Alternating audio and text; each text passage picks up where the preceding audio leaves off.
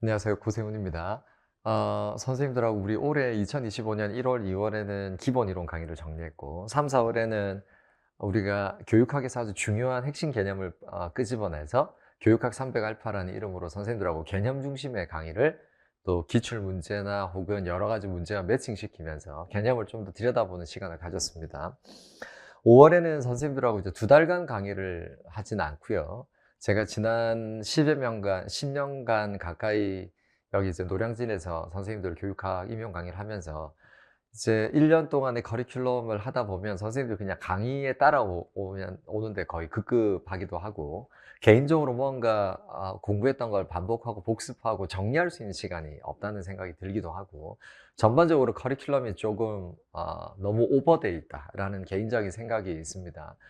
우리가 이제 5월달 1, 2월, 3, 4월 강의에도 말씀드렸듯이 또 5월달에도 우리가 교육담론 강의를 할 텐데 전반적으로는 너무 이제 암기 위주의 또 너무 많은 분량을 가지고 사실은 이제 암기 위주의 강의라면 암기만 하면 끝날 강의죠. 그래서 커리큘럼이 길어야 될 이유가 없는데 전반적으로 너무 이제 커리큘럼이 길고 선생님들이 개인적으로 전공 공부나 교육학 공부를 좀 더 규모 있게 자기 시간을 가지고 공부할 수 있는 시간이 없다는 생각이 들기도 해서 제일 중요한 시기가 제가 볼 때는 5월, 6월 달인 것 같고 1월부터 쭉 이제 열심히 교육학 공부를 이론적으로 공부해온 선생님들에게는 5월 정도까지 공부를 하고 한 달 정도는 하반기 들어가기 전에 개인적으로 교육학 전체를 좀 더 구조화하고 정리하고 중요한 내용을 좀 더 충분히 암기할 수 있는 시간을 가지고 하반기에 들어오면 좋겠다라는 개인적인 오랜 생각이 있었고 그걸 이제 학원이랑 커리큘럼을 조정하는 과정에서 제가 한 3년 전부터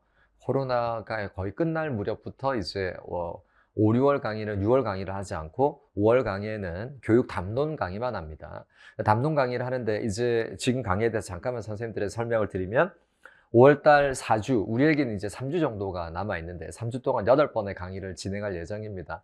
원래는 이제 지난주 5월 5일, 6일 날 우리가 강의를 했다면 이제 4주 동안 강의가 이루어지는데 오늘부터 이제 선생님들하고 5월 말까지 3주 동안 8번 강의니까 아마 보강을 한 번, 2번 정도 좀 더 길게 할 예정입니다. 어쨌든 8번 강의를 통해서 두 가지의 강의를 할 텐데 하나는 지난 10여 년간의 우리 교육학 논술의 기출 문제를 분석할 겁니다. 이제는 교육학 논술 문제를 분석하는 게 매우 의미 있는 시점이 되었어요. 이제 10년이 넘어갔기 때문에 이제 레퍼티션, 반복되는 개념과 주제들이 많이 나오기 시작했고 우리가 교육학의 영역이 매우 넓고 공부할 게 많다고 선생님들이 늘 이야기하지만 사실 교육학의 문제는 몇 가지밖에 없어요. 매우 단순한 주제를 가지고 있습니다. 그것과 관련된 파생된 교육학적 현상이 많을 뿐이지 본질적으로 보면 교육학의 쟁점은 1000년 전이나 지금이나 늘 논의되는 것 아주 중요한 기본 개념들이 존재합니다. 주제들이.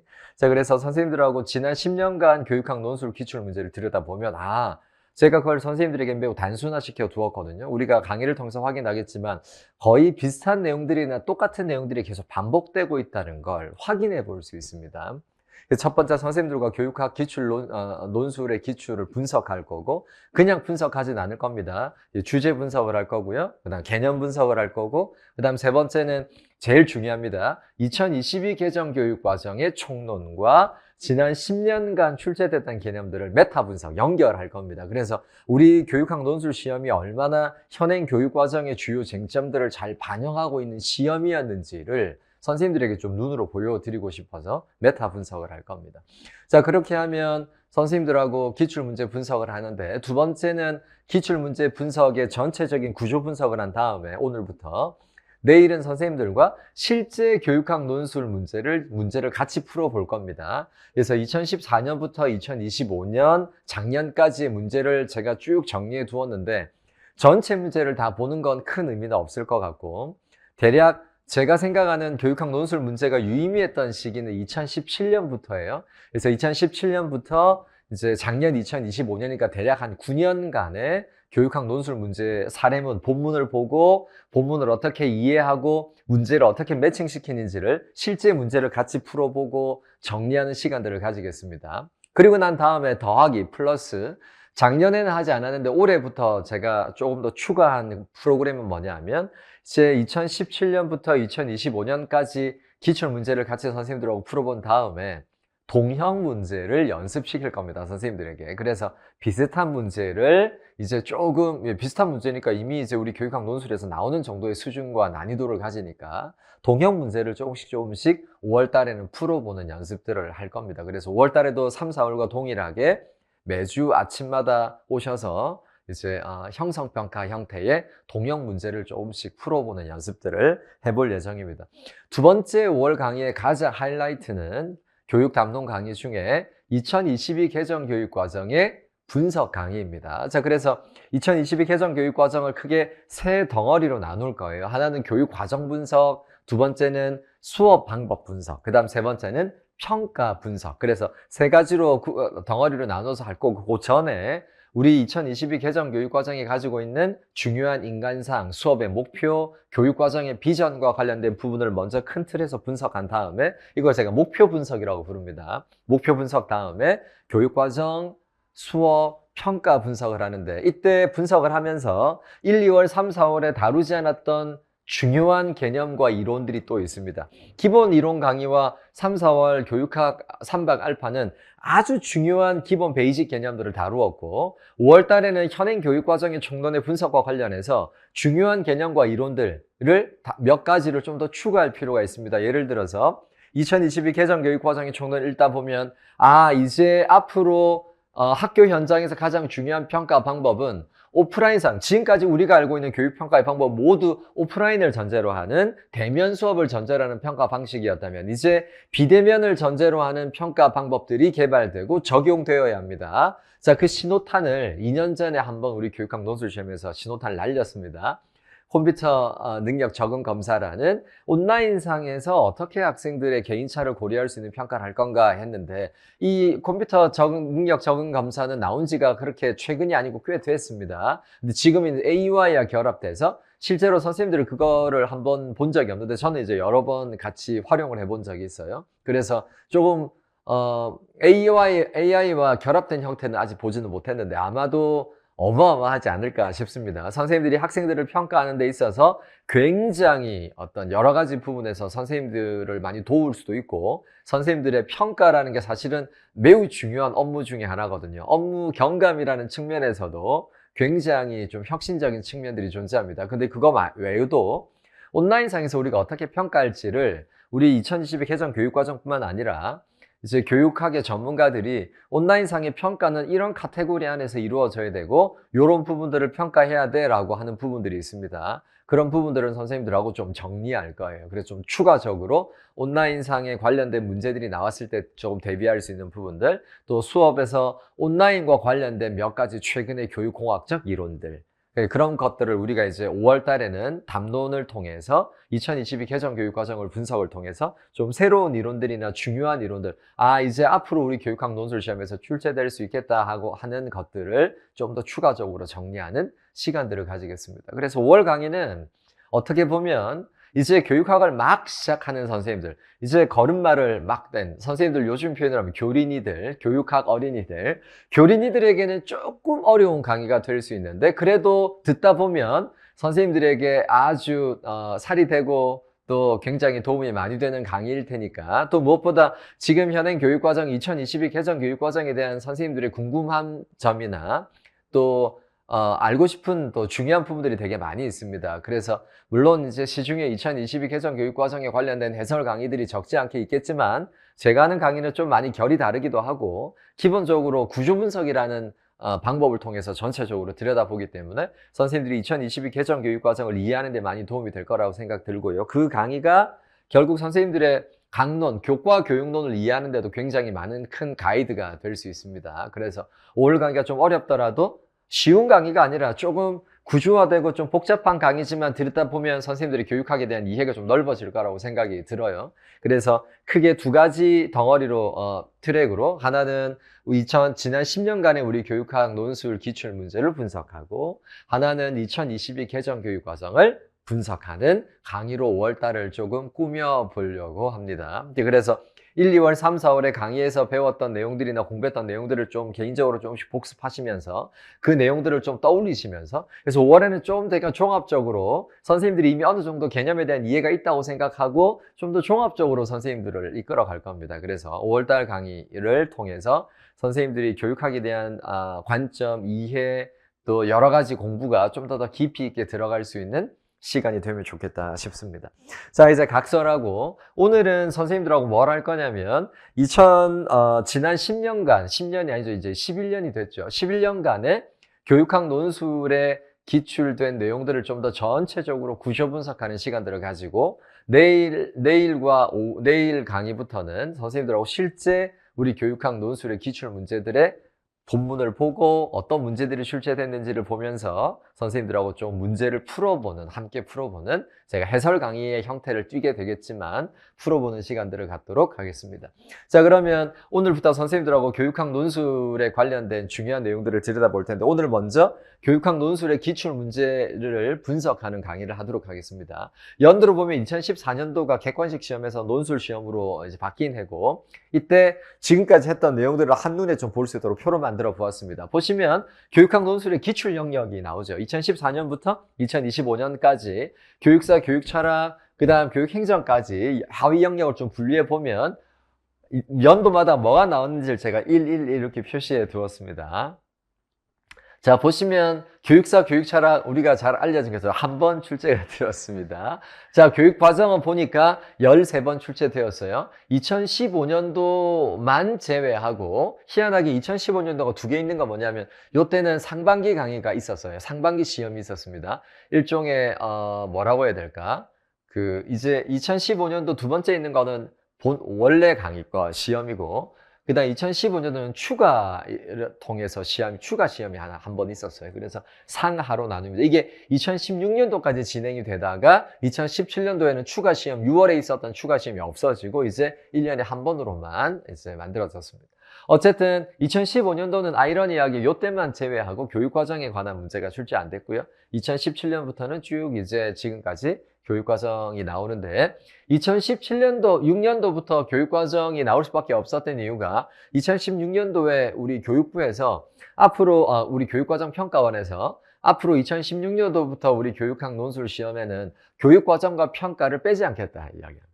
교육과정과 평가를 중심으로 실제 우리가 이제, 임용을 해야 되는 신규 교사들의 학교 교육과정에 대한 기본적인 가장 실제적인 역량을 중심으로 우리가 문제를 출제하겠다. 그렇기 때문에 교육과정과 평가는 가장 중요한 베이스가 되기 때문에 교육과정과 평가를 중심으로 다양하게 교육학 논술을 출제하겠다. 이렇게 2016년도에 고시를 한 바가 있습니다. 그래서 2016년도부터는 쭉 이제 거의 예외 없이 출제가 되었고, 교육심리를 보면 생각보다 우리 교육심리는 저희가 강의에서도 여러 번 이야기했지만 교육심리는 우리 교육학 전체에서 보면 교육학 개념과 이론의 트레저, 보고거든요.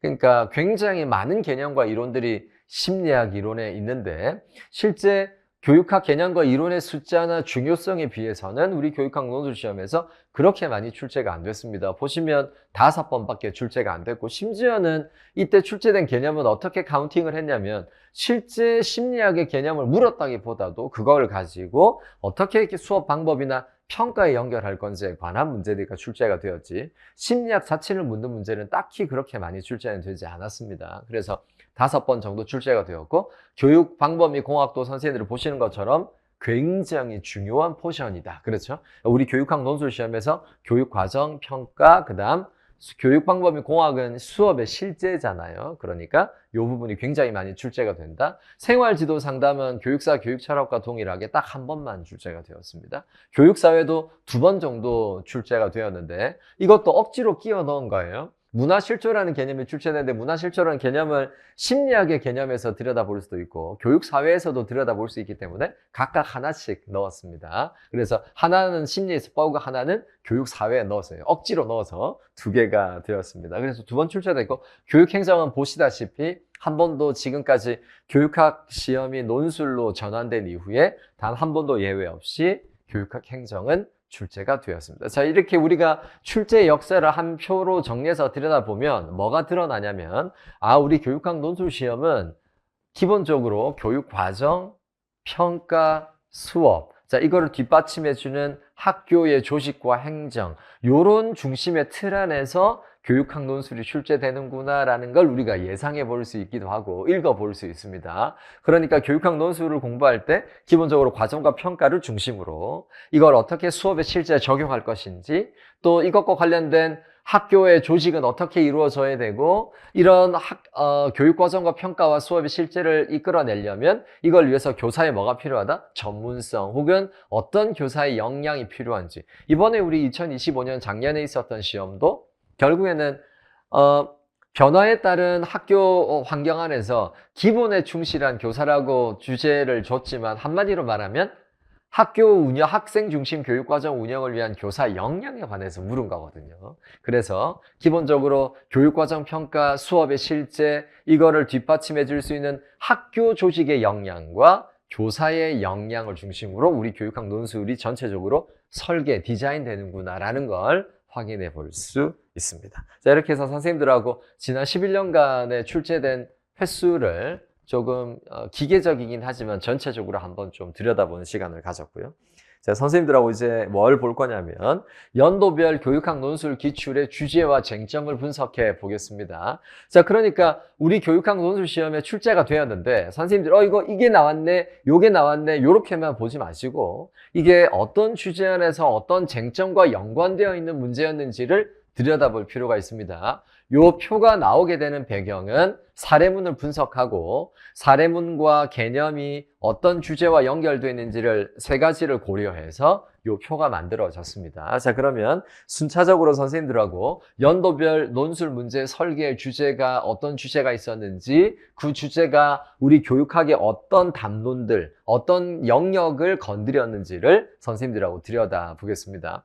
제가 강의를 통해서 선생님들한테 여러 번 말씀드렸지만 우리 교육학 논술 시험은 주제가 있고 주제가 먼저 토론이 되고 우리 요 주제로 요런 주제를 다룹시다. 최근에 우리 교육 과정에서 요런 주제가 중요하니까 요런 주제를 다룹시다 한 다음에 교육학을 출제하는 출제자 교수들이 모여가지고 각 영역별로 각 하위 전공별로 그 주제에 맞는 개념들을 먼저 던집니다. 이론들을. 그리고 난 다음에 개념 간의 상성, 또 개념 간의 연관성, 논리적 연계성을 고려해서 전체적으로 교육학 논술 문제가 설계돼요. 한 사람이 설계하는 게 아니라 여러 사람이 브레인스토밍을 통해서, 브레인라이팅을 통해서 만들어지는 과정을 제가 여러 번 말씀드렸는데, 그래서 우리가 교육학 논술 시험을 보면 어떤 주제를 다루었는지, 어떤 교육학의 담론을 다루고 있는지를 이해하는 게 매우 중요합니다. 2014년 보겠습니다. 2014년도의 주제는 학습 동기화. 그런데 주제에 아무것도 없잖아요. 자, 우리가 2017년도 이전까지는 우리 교육학 논술 시험에서는 주제가 안 나왔어요. 문제. 우리가 나중에 문제를 보면 알겠지만 우리 최근의 시험은 다 주제가 있잖아요. 이런 주제로 서론, 본론, 결론으로 논하시오. 이렇게. 예전에는 그 시험 그런 주제가 없었어요. 그래서 우리가 주제를 뭐 한다? 끄집어내야 돼요. 그렇죠? 그래서 2014년도의 주제는 뭐냐면 전체적으로 보면 여러 영역의 개념들을 다루고 있지만 학습 동기화에 관한, 어떻게 하면 학생들을 학습 동기를 유발할 것인가, 이 주제 안에 크게 5 덩어리의 문제가 출제되었습니다. 문제 형식도 조금씩 바뀌었었는데 처음에는 3점짜리 5문제가 출제되었어요. 그러다가 2017년도 이후부터 4점짜리 3개, 3점짜리 하나, 거의 예외 없이 행정은 3점을 배점하고 나머지 영역은 항상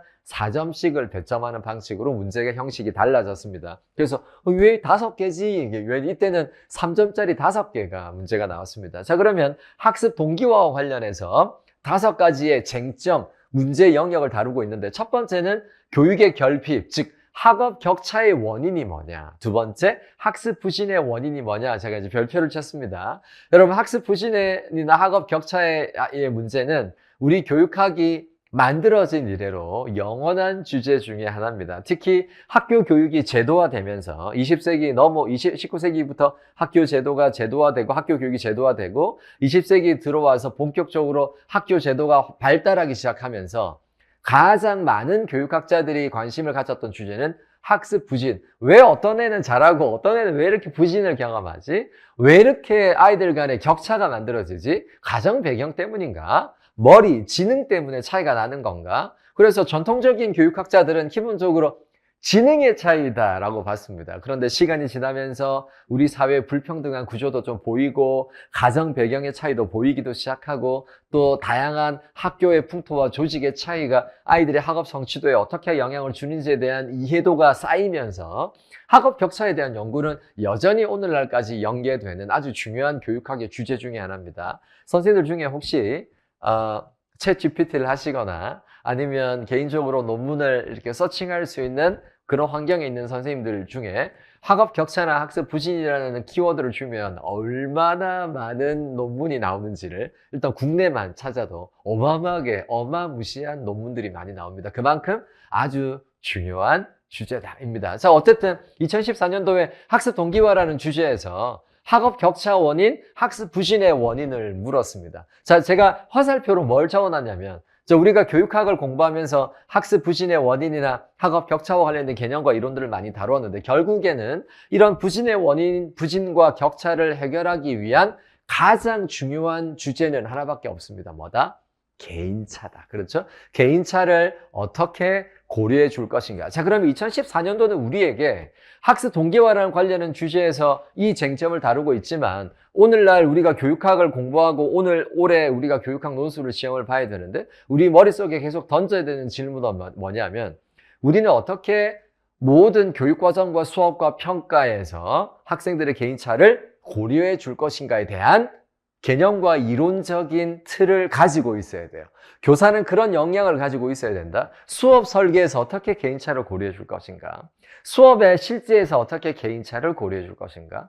평가에서 어떻게 학생들의 다양한 성취의 개인차를 고려해 줄 것인가? 더 역으로 어떻게 하면 개인차를 고려해서 대부분의 아이들이 학업 성취도를 높일 수 있도록 도와줄 것인가? 그래서 말 그대로 학습 부진의 원인과 격차의 원인을 이해하고 이걸 해결하기 위해서는 개인차를 어떻게 해줘야 된다? 줄여주어야 한다. 그렇죠? 그래서 여러 측면에서 개인차를 고려해 줄 수 있는 역량과 교육학적 기술을 가지고 있어야 그래서 학업 격차의 원인과 학습 부진의 원인은 한마디로 개인차와 직결되어 있다. 이렇게 볼 수 있습니다. 두 번째는 잠재적 교육과정입니다. 2014년도에 잠재적 교육과정이 처음으로 교육과정 유형에서 출제가 되었습니다. 이때는 왜 학생들의 학습 부진과 격차의 원인이 뭐냐? 그 원인 중에 하나는 결핍, 한 개인이 가지고 있는 결핍이 기본적으로 부진의 원인이 될 수 있고 두 번째는 교육 과정에서 문제가 있기 때문에 학습 부진과 격차가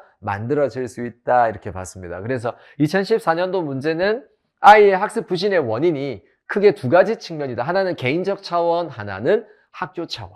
두 가지 차원에서 학습 부진의 문제를 물었습니다. 자, 그 다음 세 번째는 효과적인 교육 방법을 물었어요. 그래서 우리가 다양한 교육 방법을 교육학 논술을 공부하면서 배웠는데 어떤 교육의 방법이, 어떤 수업 방법이, 어떤 수업의 기술이 학생들에게 목표를 달성하고 학업 성취도를 높여줄 수 있을 것인가에 관한 질문에 대해서는 대답이 교육 방법의 공학인데 이때 효과적인 교육 방법으로 2014년도에는 우리에게 협동학습을 출제했습니다. 협동학습이 아주 효과적이다.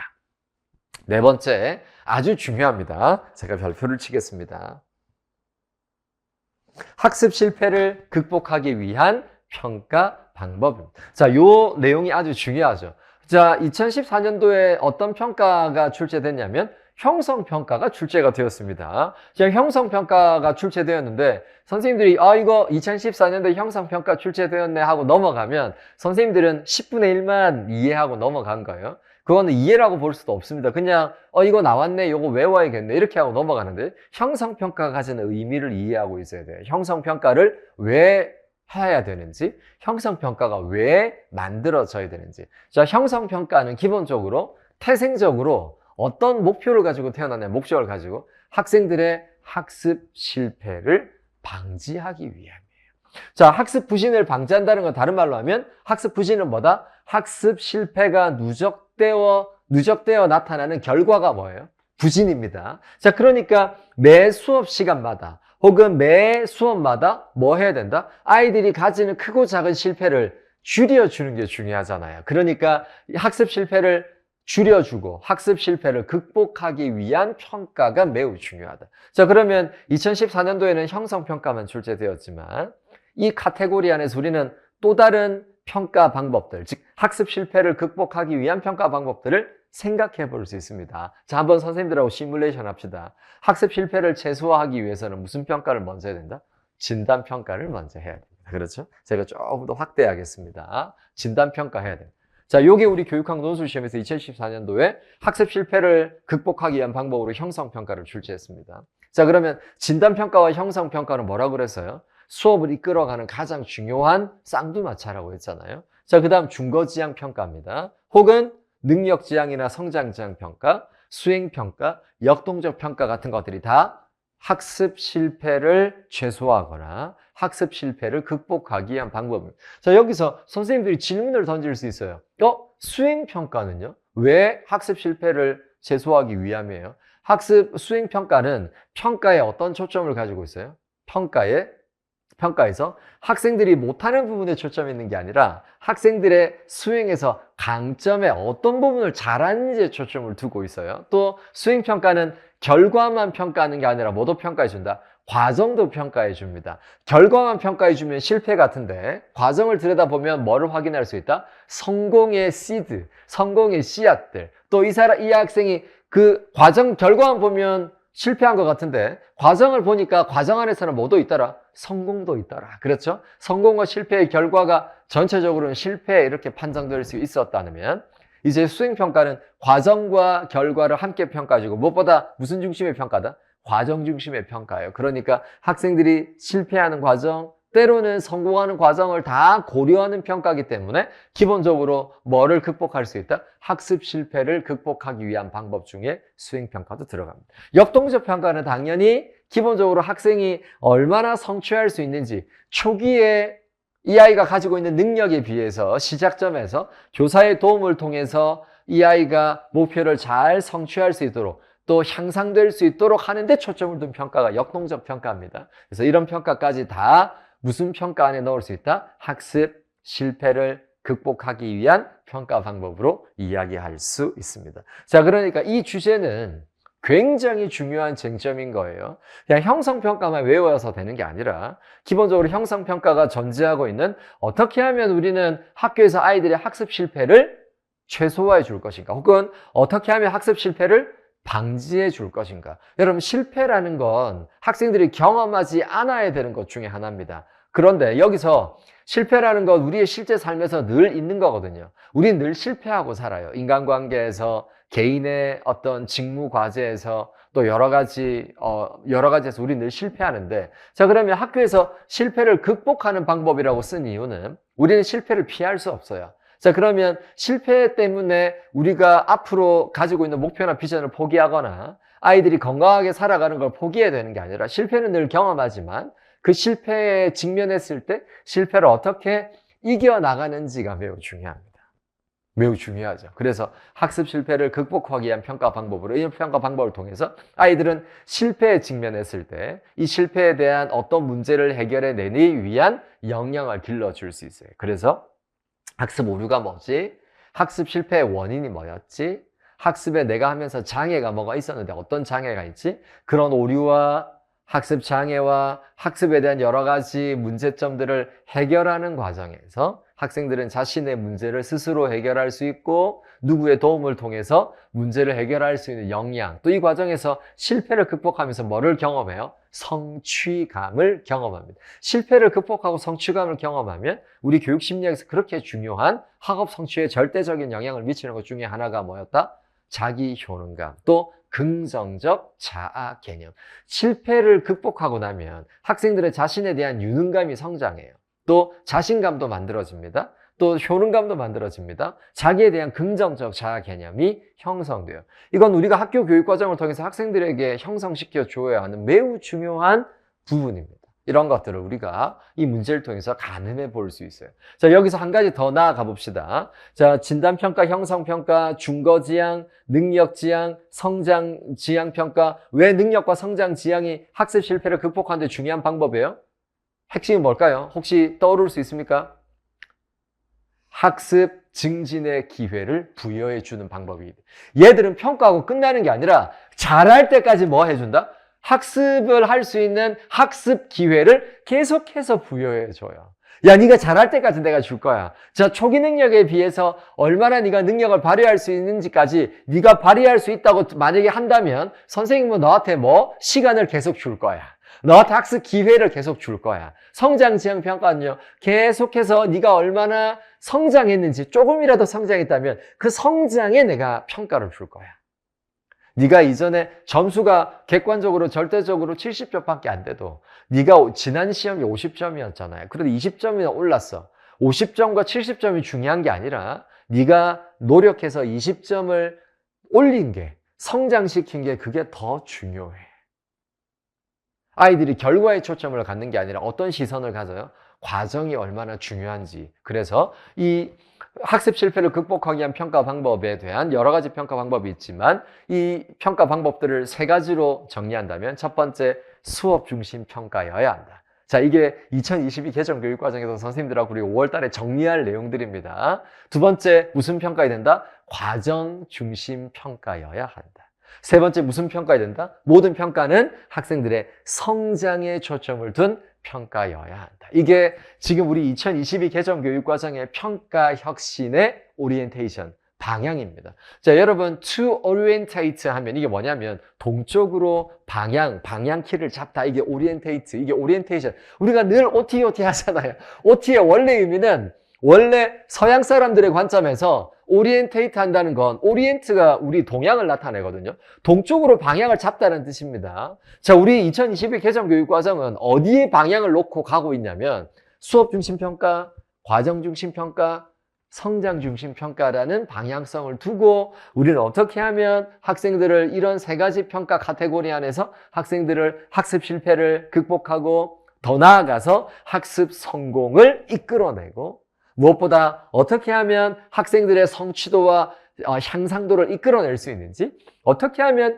실질적으로 학생들의 학업 성취도를 명확하게 평가해 줄 것인지, 우리의 평가와 학생들의 역량이 일치할 수 있도록. 예전에는 규준지향 평가에 있어서 아이의 실제 역량과 아이의 점수가 매칭되지 않았습니다. 우리 반 1등이라고 하는데 영어는 75점이야. 근데도 1등이야. 그게 무슨 성취도로 보면 실제 성취가 아니잖아요. 그렇죠? 그래서 어떻게 하면 실질적인 학력 평가, 역량 평가를 해줄 것이냐. 그렇죠? 이런 것들이 지금 우리 2022 개정 교육과정이 매우 중요한 관점인데, 이런 것들을 우리가 2014년도 문제를 통해서 오늘날까지 연결해서 들여다볼 수 있다. 이게 쟁점 분석이에요. 여러분, 교육학 공부는 이런 공부가 재밌는 거예요. 그러면 아니, 교수님은 재미가 있지만 시험에 왜요? 시험에 다 나왔잖아요. 이걸 이해하고 있어야지 선생님들이 문제를 이해하고 문제를 바라보는 관점들이 깊어지고 어떤 형식의 문제가 나오든 어떤 질문이 나오든 답을 다 써낼 수 있습니다. 자, 그 다음 마지막으로 학교 조직의 리더십을 물었습니다. 그래서 결국 학생의 동기를 이끌어내는 건 결국 누구의 역량이다? 교사의 역량이다. 교사가 무슨 역량을 발휘해야 된다? 리더십 역량을 발휘해야 된다. 그래서 저는 이거밖에 안 돼요, 선생님. 저는 목표가 너무 낮아요. 아니야. 너는 너보다 네가 가진 것보다 더 많은 큰 목표와 비전을 가지고 살아갈 수 있어. 너는 네가 가진 능력을 더 많이 발휘할 수 있어. 그래서 교사는 어떤 리더십 역량을 발휘해야 돼요? 아이들을 변화시켜 줘야 돼요. 그냥 있는 그대로 평가해 주는 사람이 아니라 지금 가진 능력보다 이 아이의 잠재력을 이해하고 잠재력을 밖으로 끄집어낼 수 있는 변혁적 리더십. 그냥 아주 평범한 아이들을 슈퍼맨으로 만들어줄 수 있는 초우량 리더십. 그런 리더십 역량을 물었습니다. 그런데 이거 이번에 어디서 또 나왔어요? 2025년도도 결국 교사의 리더십 역량을 물었거든요. 지난 10여 년간 우리 교육학 논술 시험에서 출제된 전체의 면면을 들여다보면 특히 교사 역량에 얼마나 중요한 쟁점을 두고 문제가 출제됐는지를 선생님들이 이제 두 눈으로 혹은 네 눈으로 안경을 꼈으면 눈이 네 개죠? 쭉 보게 될 겁니다. 자, 그래서 2014년도 이렇게 우리가 분석을 하면서 들여다보면 교육학이 되게 재밌어져요. 그리고 규모가 만들어집니다. 틀이 만들어져요. 우리가 교육학을 보는 관점들이 만들어집니다. 그렇죠? 그래서 특정 개념을 어떻게 풀어낼지에 대해서 이게 왜 이 평가를 하지? 왜 이 평가가 중요하지? 이제 앞으로 우리 교육학 논술 시험에 이런 걸 물을 거예요. 왜 형성평가가 중요해요? 학생들의 학습 실패를 뭐 할 수 있다? 방지할 수 있어요. 학습 실패를 극복할 수 있도록 도와줘요. 왜? 형성평가가 어떤 역할과 기능을 하는데? 이 질문을 선생님들이 근본적 질문을 던져야 됩니다. 2025년 작년 우리 교육학 논술시험에서 뭘 물었어요? 교육평가의 기본 과정이 뭐예요? 가장 근본적인 질문을 던졌습니다. 준거가 뭐예요? 준거 설정을 어떻게 해야 돼요? 그냥 우리가 준거지향평가 그냥 개념을 기계적으로 막 외웠는데 준거가 뭔데? 준거 설정을 어떻게 해야 되는데? 그럼 우리가 평가를 하는데 도대체 평가의 기본 과정은 뭔데? 뭐 이런 것들, 가장 근본적인 질문들을 던지는 것들이 최근에 계속 많이 나오고 있거든요. 선생님들이 교육학 논술을 공부하시면서 가장 이런 질문들을 기본적으로 우리 왜 진단평가를 해야 되지? 이 질문에 따라서 우리가 진단평가가 왜 중요한지, 진단평가가 어떤 역할과 기능을 해야 될지, 그러면 실제로 우리 진단평가 어떻게 학교 수업에 적용해 볼지, 이런 질문으로 확장시켜 나갈 수 있습니다. 자, 2014년도를 넘어서서 시간 여행을 하는 거죠. 2015년도로 가겠습니다. 2015년도 학교 부적응의 극복 방안이라는 주제가 출제되었습니다. 우리가 선생님들하고 우리 교육학을 공부하면서 학교 부적응은 크게 두 가지 카테고리가 있다 했죠. 하나는 무슨 부적응? 학교수 학습상의 부적응. 두 번째는 무슨 부적응? 생활상의 부적응. 학생들이 겪는 부적응이 두 가지밖에 없어요. 하나는 교수학습상에 갖는 부적응. 자, 그 부적응의 결과가 뭐예요? 학습 부진이에요. 자, 그러니까 지금 2014년도에 나온 문제는 2015년도과 다르지 않다. 다 연결되고 있다. 그렇죠? 그래서 학교 부적응을 다루는데, 자, 위에서 보면 청소년 비행의 원인, 행동주의 상담, 인간 중심 상담, 이런 카테고리, 상담의 이론의 카테고리를 물었는데, 자, 그 다음 세 번째, 네 번째, 다섯 번째는 학문 중심 교육 버전과 교사 전문성 개발을 위해 물었거든요. 잘 보면 제가 방금 학교 부적응은 두 가지가 있다 했죠. 하나는 교수학습의 부적응, 하나는 생활상의 부적응인데, 자, 이게 무슨 부적응일까요? 생활의 부적응입니다. 그래서 생활상의 부적응을 문제로 만들었어요. 자, 그 다음 이건 뭐와 관련되어 있다? 그렇죠. 교수학습상의 부적응입니다. 그래서 우리 교육학에서, 특히 상담학에서 학생 부적응을 여러 카테고리로 분류하는데, 크게 카테고리를 분류하면 교수학습상의 부적응과 생활상의 부적응으로 구분할 수 있는데, 2015년도에는 너무 재밌게 이 두 가지 부적응을 딱 본문을 두 가지로 나누어서, 하나는 철수가 겪는 생활상의 부적응, 두 번째는 영희가 겪는 교수학습상의 부적응을 나누어서 출제했습니다. 이것도 우리가 이런 카테고리나 관점이 없으면 그냥 나왔나 보다 이렇게 하고 넘어가요. 그렇죠? 우리 기본적으로 학교 부적응 이런 두 카테고리에서 나누어지는구나 정리할 수 있습니다. 그래서 청소년 비행의 원인을 물었습니다. 우리가 잘 아는 것처럼 청소년 비행의 원인은 크게 사회학적 원인, 심리학적 원인, 생물학적 원인이 있어요. 그래서 기본적으로 사회학적 원인이 주로 많이 출제가 됩니다. 그래서 우리가 잘 아는 낙인, 아노미, 사회통제, 기제, 편류이론, 또 뭐 여러 가지 차별 접촉 이론, 뭐 이런 여러 가지 사회학적 이론이 있고요. 심리학적 이론은 대표적으로 프로이트의 억압, 좌절, 공격 이론입니다. 인간은 누구나 좌절하면 어떻게 한다? 타인에 대한 공격으로 이루어질 수 있거든요. 좌절이 사회적 좌절, 취업의 좌절, 또 여러 가지 인간관계의 좌절이 어떤 타인을 공격하는 걸로 들어. 우리 사회에서 지금 우리가 보는 여러 가지 범죄나 사회적 현상을 보면 그 사람들을 들여다보면 거의 다 뭐를 경험했다? 다양한 좌절을 경험했던 사람들. 이게 이제 공격합니다. 이제 비행 행동을 저지르죠. 세 번째는 생물학적 원인입니다. 청소년 시기의 아이들은 기본적으로 2차 성징이 일어나죠. 몸도 커지고 머리도 커지고 막 커집니다. 이 과정에서 아이들이 질풍노도를 경험하죠. 이러면서 다양한 비행을 경험하게 됩니다. 예컨대 우리가 잘 아는 엘킨 같은 사람들은 비아제의 인지발달 이론에서 형식적 조작기는 기본적으로 여러 가지 인간의 형식적 조작이 가능한 고차원적 사고가 발달하는데, 가설연역적 사고, 명제적 사고, 조합적 사고, 또 반성적 추상화, 이런 여러 가지 형식의 특징이 있어요. 이때 특히 가설연역적 사고는 어떤 사고로 확대되냐면 이상주의적 사고로 확대되고, 청소년 시기 아이들은 기본적으로 아이디얼리즘, 굉장히 이상주의적 사고를 가져요. 그러면서 개인적 우화, 상상적 청중 같은 조금 또라이 같은 생각들을 하게 됩니다. 이 과정에서 아이들이 무슨 행동을 한다? 비행 행동을 하게 되죠. 이런 여러 가지 이유 때문에 아이들이 청소년 비행을 하게 됩니다. 두 번째는 이제 상담 이론을 물었고요. 그 중에서도 상담 기법을 행동주의 상담이냐, 인간중심 상담이냐, 기법을 간단하게 묻는 문제. 그래서 우리가 나중에 내일부터 문제를 실제 보고 풀어보겠지만 굉장히 논리가 단순하고 명확하다. 그렇죠? 점점 이유로 가면서 문제가 구조적인 측면이 좀 더 복잡해지고 문제의 로직이 좀 더 연결되고 통합적으로 묻는 문제들이 점점 출제되기 시작합니다.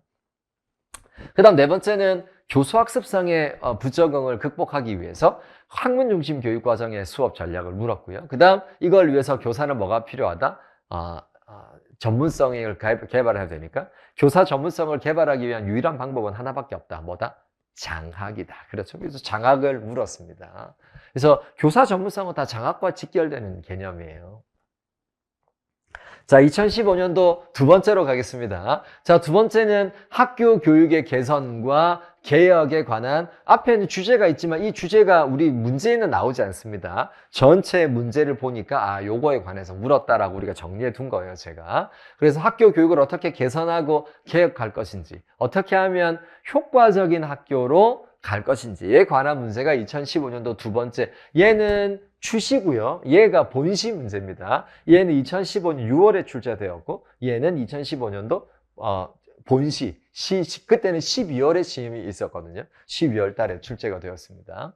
자, 학교 교육의 개선과 개혁에 관한 문제인데 크게 자, 이때부터 4개로 쪼개집니다. 그 전까지는 5개로 쪼개지다가 이때부터 4개로 쪼개집니다. 자, 4가지를 물었는데 2015년도는 좀 독특한 해고요. 기억될 만한 해인데 왜냐하면 이때 처음으로 과락이 50%를 훌쩍 넘었습니다. 자, 그러니까 다 떨어졌다는 소리예요. 전공시험이 아무리 점수가 높아도 교육학이 8점이 안 되면 과락이거든요. 그러니까 불합격입니다. 자, 이때 1차 시험 채점을 해보니까 학생들의 점수가, 교육학 점수가 8점이 안 되는 숫자가 너무 많은 거예요. 왜냐하니까 이전까지 논술이 막 바뀌고 이제 3년째잖아요. 3년 차인데 3년 차 때 문제를 좀 어렵게 냈어요. 아직 교육학 논술에 대해서 아직 학생들이 좀 익숙하지 못한 시기였어요. 그래서 4가지를 물었는데 자유주의 교육의 교육 목적, 학습자 중심의 교육과정 설계, 학습 동기와 전략, 학교 조직론이라는 4가지 범주를 다루었는데 이 범주에서 출제하는 문제들이 다 어려웠어요. 학생들이 관점에서. 갑자기 여기서는 자유주의 교육이라고 해놨는데 우리 교육학 논술 실제 시험에서는 리버럴 에듀케이션의 내재적 목적을 논하시오.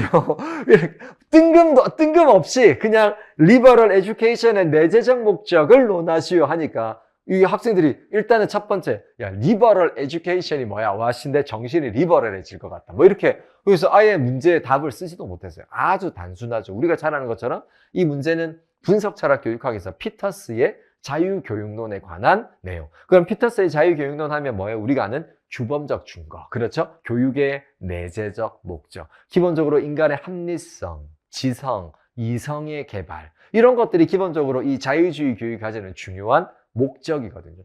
그걸 쓰면 그냥 답이었습니다. 아주 간단하게 써도 그냥 4점이었어요. 자, 두 번째는 아주 중요합니다. 제가 별표를 치겠습니다. 자, 학습자 성취 중심의 교육과정 설계입니다. 뭐가 떠올라요? 우리 이미 배웠습니다.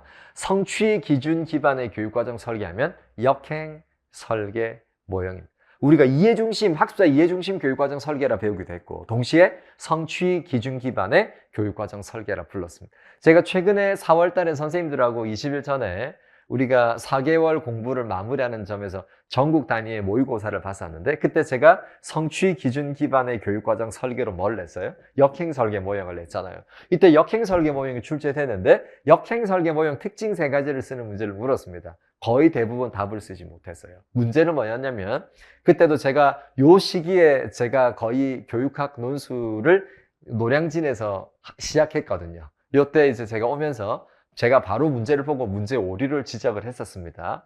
그 문제 오류의 지적은 결국 수정 채점표로 나타나게 됩니다. 어쨌든 어떻게 문제를 냈냐면 본문에 제가 나중에 내일 선생님들과 이 본문을 보면서 문제에 어떤 부분이 오류가 있었는지를 들여다보겠지만 이제 교육학 공부가 좀 된 선생님들은 본문을 보면 이거는 역행설계 모형이 아니라 왠지 타일러의 목표 지향 설계를 설명하는 것처럼 썼고 실제로 문장상의 오류도 등장합니다. 답은 역행설계 모형의 특징을 써야 되는데 본문을 보면 목표 중심이자 평가 중심 교육과 이야기해요. 왜냐하면 그래서 그 당시에 노량진에서 교육학을 강의하는 1타, 2타, 3타 유명하다는 사람들이 저는 그때 이제 교육학을 막 이제 강의하기 시작해서 저는 그때 학생들이 저를 잘 모를 때고 그때 교육학을 가르치는 노량진에서 유명한 몇몇의 분들이 이 답은 역행설계가 아니라 목표 지향, 타일러의 목표 중심 교육과정 개발 모형이라고 해설을 한 거예요. 다 틀렸습니다. 그렇게 틀릴 수밖에 없었던 게 본문을 보면 꼭 타일러의 목표 지향 설계를 추론해야 되는 것처럼 설계해놨어요. 그런데 나중에 뒤를 읽어보면 명확하게 역행 설계라는 걸 확인할 수 있습니다. 자, 목표 지향 설계인 타일러 모형은 성취 기준 기반의 교육과정 설계가 아니에요. 성취 기준 기반의 설계는 역행 설계 모형입니다. 역행 설계 모형도 기본적으로는 타일러의 목표 지향 설계를 본받았어요. 그래서 본문을 정확하게 이해하지 못하면 어설프게 교육학을 이해하고 있으면 다 이거 타일러의 목표 지향 설계야 라고 이야기를 할 수 있는 게 다 틀렸고 실제로는 역행 설계 모형이 출제가 되었습니다. 어쨌든 역행 설계 모형이 이때 처음으로 등장했는데 이 시기를 보면 2015년도잖아요. 여러분 2015년도는 어떤 해냐면 2015 개정교육과정이 중1 고1에 적용되는 시기였어요. 그래서 2015 개정교육과정의 설계의 가장 중요한 틀이 역행설계 모형이었고 이게 바로 고해에 출제가 되었습니다. 자, 2022년도도 그러면 궁금해지시죠? 2022 개정교육과정이 2022년도 11월 달에 유은혜 교육부 장관이 발표합니다. 그리고 2023년도에 우리 교육학 논술 시행을 보면 2022 개정교육과정의 총론의 내용을 아주 잘 반영하고 있다는 걸 우리가 나중에 보게 될 거예요. 자, 어쨌든 그래서 2015년도에 이 문제가 두 번째로 출제가 되었습니다. 그 다음 세 번째는 학습 동기화 전략을 물었어요. 여러분 2014년도의 주제가 뭐였어요? 학습 동기화가 전체 주제였죠. 그런데 2015년도에는 학습 동기화 전략을 하나의 범주 안에 넣고 영역으로 문제를 뽑았습니다. 이때 뭐가 나왔냐면 켈러의 ARCS 이를 물었는데 이때 문제가 이전까지 문제는 교육학 논술 문제는 다 개념을 줬어요. 학문 중심 교육 과정을 주고 또 협동학습의 장점을 쓰시오, 형성평가의 역할과 기능을 쓰시오, 교사의 리더를 쓰시오. 어떤 문제도 추론하는 문제가 출제가 안 됐어요. 그 다음 2015년도 바로 전의 문제 중에 한 문제 정도만 이제 추론할 수 있도록 문제를 줬고 거의 대부분 다 개념과 이론을 줬습니다. 근데 2015년도는 네 문제 모두 다 100% 1번 자유주의 교육의 내재적 목적을 쓰시오라는 걸 제외하고는 추론. 본문을 보고 이게 무슨 개념과 이론을 가리키는 건지를 추론해서 답을 썼어요. 그 학생들의 입장에서는 굉장히 체감적으로 어렵게 느껴요. 추론하는 문제가 제대로 출제가 되니까.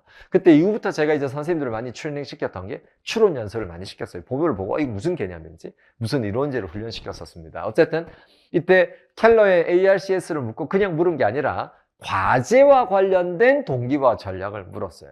그러면 ARCS 이론 중에 과제와 관련된 이론은 전략은 관련성 전략이에요. 그래서 ARCS 이론 중에 관련성 전략인 세 가지 하위 전략, 학생의 목표와의 부합, 동기와의 부합, 그 다음 친밀성, 이 세 가지 전략을 쓰는 건데 학생들이 너무 많이 틀렸어요. 그래서 어떻게 했다?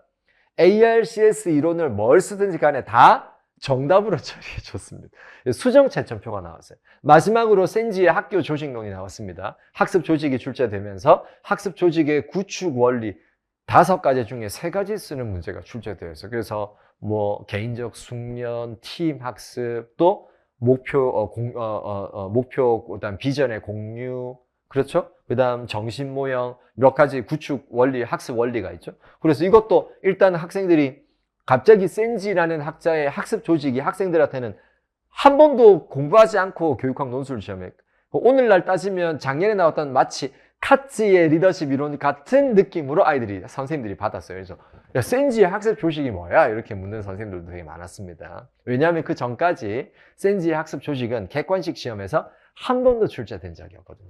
그럼 이전까지 노량진은 뭘 가르쳤냐면 객관식 중심으로 계속 논술을 가르치고 있었어요. 근데 그 흐름이 지금까지 오고 있다. 계속 객관식은 거의 암기 위주거든요. 암기를 많이 하면 많이 할수록 객관식은 유리할 수밖에 없어요. 말 사지선다형이니까. 근데 이제 그런 문제가 객관식에서 안 다루는 개념이 나오니까 당연히 이제 당황을 하겠죠. 아무도 배운 적이 없으니까. 그래서 학습 조직이 나오면서 그래서 2015년도는 처음으로 너무 많이 학생들이 점수가 안 올라와서 원래는 과락을 50% 정도로 보거든요. 근데 훨씬 상회하는 바람에 처음으로 교육과정평가원이 교육학 논술로 시험을 바꾼 이래로 처음으로 수정 채점표가 나와서 그래서 이거 ARCS에서 관련성 전략을 써야 되는데 어떤 전략을 쓰든 다 맞점 해주고 특히 ARCS를 다 쓴 학생들은 플러스 1점을 줬습니다. 그 다음 학습자 중심의 교육과정 설계 답은 역행설계 모형인데 타일러의 목표 지향 설계 제가 이 문제 오류를 지적했다고 했잖아요. 제가 교육과정 평가원에 글을 쓰기도 했거든요. 이 문제 오류가 있다고. 그래서 어떻게 됐냐면 이후에 아무런 거기에 대해서 소명은 하지 않습니다. 교육과정 평가원이. 수업 채점표에서 역행 설계 모형을 썼으면 당연히 4점을 받아야 되는데 그렇게 안 하고 타일러의 목표 지향 설계의 특징을 쓴 학생한테는 플러스 1점을 줬습니다. 틀린 답이지만 플러스 1점을 줬어요. 타일러를 썼어도 답을 1점을 처리해 줬습니다. 그 다음 학교 조직론이 제일 큰 문제였어요. 왜냐하면 대부분의 아이들이 센지의 학습 조직의 구축 원리 5가지 중에 3가지를 거의 쓰지를 못했습니다. 그래서 학교 조직론 센지의 3가지 구축 원리를 쓰지 못했다 하더라도 비슷한 학교 조직의 특징을 썼으면 플러스 1점을 줬습니다. 어떻게든 썼으면 플러스 1점을 줬어요. 그렇게 해서 다시 재점을 해가지고 과락을 50%대로 다시 맞췄다. 이게 이제 2015년도에 처음으로 수정 채점표가 등장하게 됩니다. 자, 2016년도 2년도까지 정리하고 잠깐 쉬는 시간 가지겠습니다. 자, 2016년도는 크게 2번 출제가 되었는데 둘 다 교사 역량에 관한 문제를 출제했어요. 그래서 학교 교육의 기능과 한계. 자, 그래서 교사는 기본적으로 학교 교육의 순기능과 역기능을 이해할 수 있어야 된다. 두 번째, 학교 조직. 교사는 기본적으로 학교 조직의 특징을 이해하고 있어야 된다. 세 번째, 좋은 교사는 기본적으로 효과적으로 수업을 설계할 수 있는 역량이 있어야 된다. 네 번째, 지금 우리 학교는 기본적으로 규준지향 평가의 문제가 있으니까 이 규준지향 평가의 문제를 극복할 수 있는 무슨 평가? 답은 준거지향 평가를 할 수 있는 역량이 있어야 된다. 왜 이때부터 이제 이런 평가 방법들이 중요할 수밖에 없냐면 2015가 뭐예요? 규준지향 평가에서 준거지향 평가로의 전환, 즉 상대평가에서 절대평가로의 전환을 강조하는 성취평가제라는 걸 처음으로 2015 개정교육과정에 등장하게 됩니다. 이제는 준거지향 평가가 매우 중요하다. 신뢰도 중심에서 타당도 중심으로, 상대평가 중심에서 그 다음 절대평가 중심으로의 평가 전환이 2015 개정교육과정 평가에서 아주 중요한 방향이었거든요. 그 방향에 맞게 우리 학교가 가지고 있는 규준지향 평가의 문제점이 많으니 이걸 극복할 수 있는 준거지향 평가의 장점을 쓰시오 이렇게 물었습니다. 이게 출제가 되었습니다. 2016년도도 동일하게 교사 역량에 관한 문제를 물었는데 크게 4가지를 물었습니다. 하나는 학생 중심 교육 과정입니다. 중요한 표시하겠습니다. 제가 별표 치겠습니다. 그래서 2015부터 2022까지 면면이 이어져 오는 우리 현행 교육과정의 핵심은 학생 중심 교육과정을 어떻게 우리가 교육과정을 이해하고 실제 활용할 것인가 중요합니다. 두 번째, 교육평가 방법의 이해와 활용입니다. 자, 이것도 제가 줄을 긋고 별표를 치겠습니다. 자, 어떤 평가 방법의 개념을 알고 있는 것도 중요하지만 더 중요한 건 자, 이 평가 방법을 어떻게 활용할 것인가가 매우 중요해요. 그래서 이때부터 우리 교육학 논술시험은 대부분 다 평가 방법을 묻는다면 이 평가 방법을 어떻게 활용할 것인지, 특히 어떻게 교육적으로 활용할 것인지에 관한 문제가 계속해서 출제가 됩니다. 세 번째는 발달 측면에서 학습자 이해입니다. 그래서 교육심리학에서 우리가 발달을 다루잖아요. 발달은 두 가지입니다. 하나는 인지발달, 하나는 비인지발달. 인지발달은 피아제와 비고치키를 중심으로, 비인지발달은 성격발달, 사회성 발달, 또 도덕성 발달, 이론 같은 걸 배웠습니다. 그렇죠? 그래서 이런 관점에서 우리가 학습자들의 발달을 이해해야 되는데, 교사는 기본적으로 학습자의 발달 측면에서 청소년들을 이해할 필요가 있다. 그래, 이거 굉장히 중요한 교사의 역량이다. 이렇게 묻고, 뭘 물었냐면, 하나는 관찰학습을 물었고요. 하나는 에릭슨의 심리적 유예기. 기본적으로 청소년 시기의 아이들은 특정 직업이나 진로를 결정하는 게 아니라 아동기와 성인기 사이에 자신의 결정을 보류하고 유예하고 다양한 어떤 진로와 적성을 위한 탐색 기관을 매우 중요한데, 이게 심리적 유예기. 그래서 문제가 어떻게 출제됐냐면, 심리적 유예기의 개념을 쓰고 관찰학습의 개념을 쓰시오, 이렇게 물었습니다. 그래서 각각 1.5점씩 출제가 되었습니다. 그 다음 학교 조직론을 묻고 조직의 구조. 그래서 지금 보면 학교 조직론, 제가 줄을 그어놓은 건 선생님들이 잘 보십시오. 자, 학교 조직론, 학교 조직론, 학교 조직론. 아, 교육행정의 영역에서 학교 조직론이 매우 중요하구나. 우리가 교육행정을 배웠지만 학교 조직론이 범주가 매우 넓잖아요. 과학적 관리론, 인간관계론, 행동과학론, 체제론, 인간자원론, 조직이론, 조직이론의 유형, 봉사조직, 규범조직, 또 여러 가지 야생조직, 온상조직, 학교 조직의 유형들, 또 학교 조직이 뭘 배웠어요? 조직의 문화, 풍토, 그 다음 학교 조직의 특성. 그러니까 학교 조직론 자체가 범주가 매우 넓고 출제가 많이 되었습니다. 그래서 보니까 역사적으로도 학교 조직론을 매우 다루고 있다. 기본적으로 우리는 학교라는 조직에서 살아가야 되잖아요, 교사들은. 그래서 학교에 대한 뭐가 필요하다? 학교 조직에 대한 이해가 아주 중요하다. 우리 작년에 바로 출제됐던 2025년도에 카츠의 리더십 이론에서 이 수석 교사가 신규 교사에게 세 가지 기술이 필요하다. 하나는 스킬, 그렇죠? 그냥 기술적 역량. 두 번째는 상황 파악적 역량. 그 다음 세 번째는 휴먼 스킬, 인간관계 능력. 왜? 그게 조직을 이루고 살아가다 보니까 인간관계 능력이 매우 중요하다는 거예요. 결국 학교 조직론에 관련된 문제였습니다. 자, 그 다음 네 번째 관련돼서 2016년도까지 교사 역량에 관한 문제를 출제했고요. 자, 여기서 이제 아주 중요한 게 2017년도부터가 우리 교육학 논술 시험이 조금 더 성숙하기 시작한, 문제가 제대로 논리적으로 좀 구조화되기 시작한 시기가 2017년도부터입니다. 잠깐 쉬었다가 2017년도부터 선생님들하고 어떤 문제들이 출제되는지를 다시 한번 쟁점 분석을 해보도록 하겠습니다.